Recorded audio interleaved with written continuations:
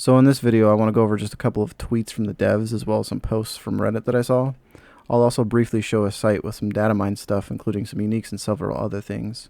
I'll go ahead and leave the link in the description so you can browse it for yourself, because I don't want to spend a whole lot of time going over it here, as it would probably make the video an hour long. However, be warned that there are spoilers on there, so if you don't want anything from the story spoiled, then be very careful where you click. And at the end of the video, I want to show a few loading screen pictures that the Diablo page tweeted out. I'll go ahead and leave the link for the loading screens in case anyone wants to view them in higher resolution or use them as background images. Also, for anyone interested, Diablo 2 Resurrected is on sale on the PlayStation Store right now until April 14th for $13. And for anyone interested in Diablo 1, plus the expansion Hellfire, it's on sale on GOG.com for $8. So as many of us know, the devs told us that they were planning on doing a deep dive sometime after the open beta. And on March 28th, Rod Ferguson, the Diablo franchise general manager, tweeted out, PSA, we're going through all of your feedback and we'll have an update in a couple of weeks about what we heard and what we're addressing. Thanks for helping to test the beta and your patience as we worked through issues. And then on March 29th, Adam Fletcher, the Diablo community development director, tweeted out, getting a lot of questions about the next update stream. That will be in April. We will have a special guest. Last dev stream we mentioned that our next topic will be progression and endgame systems in Diablo 4. We expect to also chat about some beta learnings. So I think it's safe to say that the team is definitely listening to feedback and they plan on addressing some of the concerns players had during the 2 beta weekends. It sounds to me like they are 100% committed to delivering the best possible Diablo experience to the players, and hopefully during the deep dive they can set a lot of players' minds at ease.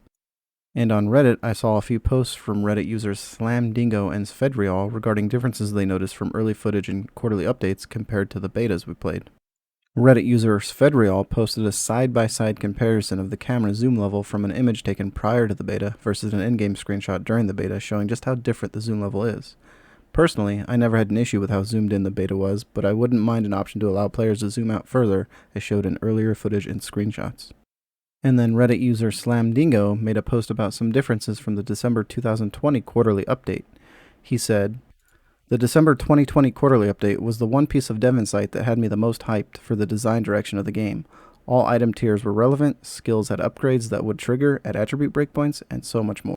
After playing the beta, I feel like some of those were scrapped. I'm not really sure because I didn't try to account for all the differences. I'm wondering if others saw differences, and also wondering if the devs have made any statements about departures from these original ideas, especially the stat breakpoints on skills. That was the most exciting feature by far. I was told by one person on this Reddit that those are now on the Paragon boards, but others have disputed that, so I'm not sure what to believe. He then showed a few pictures from the quarterly update showing exactly what he's talking about. As you can see, Ice Blades has an upgrade, Ice Blades Upgrade.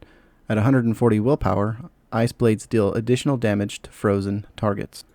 And then as you can see, Whirlwind at 150 dexterity provides a 3% movement speed boost each second while active, stacking up to 15%.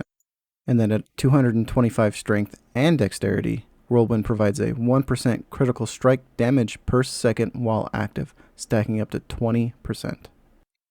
Obviously, with the game being in alpha during all the quarterly updates, it's not surprising to see some things get cut or changed. And if this feature did indeed get moved to the Paragon board, then we'll just have to wait and see how it pairs up to what they showed us. And then onto the data mine stuff.